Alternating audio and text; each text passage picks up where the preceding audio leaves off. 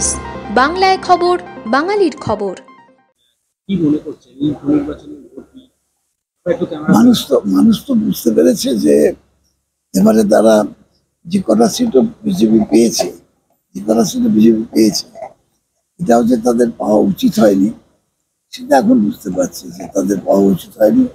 দেশ সেই দিকেই ভোট দিয়েছিল, কিন্তু সামান্য কিছু কারণের জন্য হয়তো পেল না, যেমন উড়িষ্যার মতন জায়গায় এরকম রেজাল্ট তো কেউ ভাবেনি।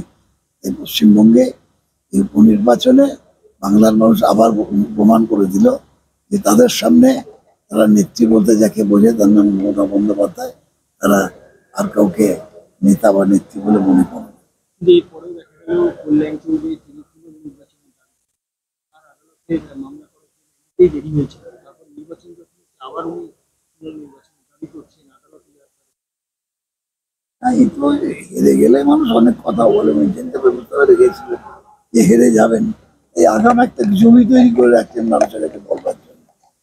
ইলেকশন কমিশন তো আমরা নিয়ন্ত্রণ করি না, তারা সিদ্ধান্ত নিয়েছে। জয়ন্ত সিংকে গ্রেপ্তারের পর নতুন নতুন তথ্য উঠে আসছে,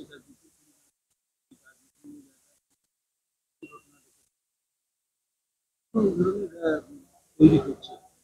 আসলে কি বলি, যেটা কিনা পুলিশের কাছে একটা খুব বড় প্রশ্ন হয়ে দাঁড়ায়, সেটা হচ্ছে কোনো অভিযোগ পাওয়া। যখনই কিছু বলতে যাই, কি আমরাও বলতে গেলে বলবে একটা অভিযোগ দিন, তাহলে আমরা কিছু লিখতে যাবো। যে কোনো কারণে হোক, মানুষ সেখানে ভয়ে হোক, ভীতিতে হোক, নিজেদের বাঁচার জন্য হোক, তারা কেউ অভিযোগ করেনি। এই অভিযোগটা যখন উঠে এসছে, এখন লক্ষ্য করছে তোরা কত লোক বলছে, কত লোক ভিডিও দেখাচ্ছে। এটা হয় মানুষ নিজের পরিবার বাঁচাবার জন্যে, ছেলে মেয়েদের জীবন বাঁচাবার জন্যে তারা ভয়ে ভয়ে হয়তো এগিয়ে আসে না, কিন্তু একবার মানুষ সংঘবদ্ধ হয়ে গেলে সেই প্রতিবাদের জোর অনেক বেশি হয়। এই জায়গায় কোনো কোন জায়গা থেকে তো নিশ্চয়ই আজকে তো এরা আজকে নতুন কেউ নয়, কোনো না কোনো ভাবে হয়তো সাহায্য পেয়েছে। আর এই যে ব্যাপারটা, মানে আমি যা কংগ্রেস করা থেকে আছি তখন তো এরকম ছিল না। সারা বাংলায় দুটো লোকের নাম পাওয়া যেত যারা মুসলমান বলা হতে যাবে। হ্যাঁ, সেখানে যে পাড়ায় পাড়ায় মুসলমান তৈরি হয়ে যাচ্ছে, এটা এটা এটা এটা সিপিএম রাজত্ব যেখানে যেখানে হয়েছে ভারতবর্ষে, সেখানেই এই ল অ্যান্ড অর্ডার সিচুয়েশন নিয়ে নানা সমস্যা আছে। কেরালায় আছে, ত্রিপুরায় আছে, বেঙ্গলে আছে, আর অন্যান্য রাজ্যে কমিউনিস্টরা যেখানে আসতে পারেনি ক্ষমতায় বা এমন ধরনের শক্তি নেই, সেখানে এটা হয় না। এটা যে অরিজিনটা কমিউনিস্ট পার্টি থেকে, কংগ্রেস তো আমরা দীর্ঘদিন করেছি, মারপিট করতে হয়নি। জয়ন্ত সিং কমিউনিস্ট পার্টি থেকে এই কালচারটা বাংলায়, এই কালচারটা রক্তের সঙ্গে মিলিয়ে দিয়ে গেছে 35 বছরের শাসন ক্ষমতায় থাকায়। 35 তো না, 37 বছরের শাসন ক্ষমতায় থাকা সিপিএম এবং তার দলবল।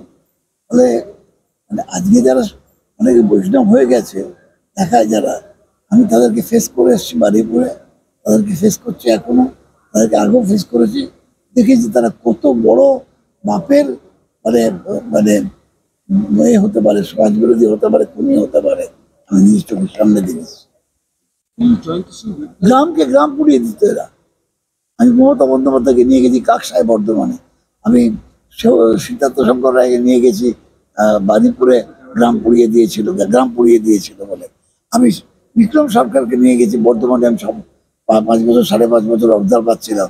বিক্রম সরকারকে নিয়ে গেছি, এদের অত্যাচার আমি দেখেছি।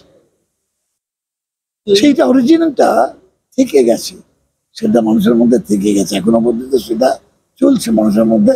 কিন্তু এই যে সকলে মিলে সংঘবদ্ধভাবে প্রতিবাদ করা বা সমাজকে রক্ষা করার জন্য যদি সবাই মিলে আমরা এগিয়ে আসতে পারি, তাহলে এরা কিন্তু সেই শক্তি ধরে না। গ্রেপ্তারের পরেও সেখানে মদন মিত্র সৌগতের কাছে তাই আর কি, তারা তো ওরা সাম্রাজ্য, সে বাইরে থেকে কেউকে দিয়ে ফোন করাচ্ছে হতে পারে, বা তার বিশেষ অশুভনুযায়ী কেউ ফোন করতে হতে পারে, জানি না। এই ধরনের ঘটনার পর থেকে প্রতিক্রিয়া থাকবে ওয়েস্ট বেঙ্গলের কাছে ভবিষ্যতে মানুষের উপর নির্ভর করে। মানুষ বড় বেশি আত্মকেন্দ্রিক হয়ে পড়ছে, তো এটাই নিয়ম। পুঁজিবাদী ব্যবস্থার এটাই নিয়ম, আর এই পুঁজিবাদকেই মানে এনকারেজ করে চলেছেন কেন্দ্রীয় সরকার।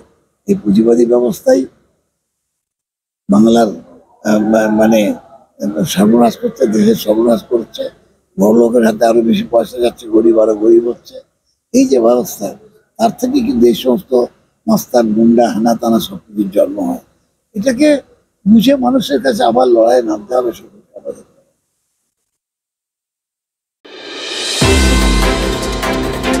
আমাদের খবরগুলি নিয়মিত দেখতে চ্যানেলটি সাবস্ক্রাইব করুন এবং বেল আইকনটি ক্লিক করুন।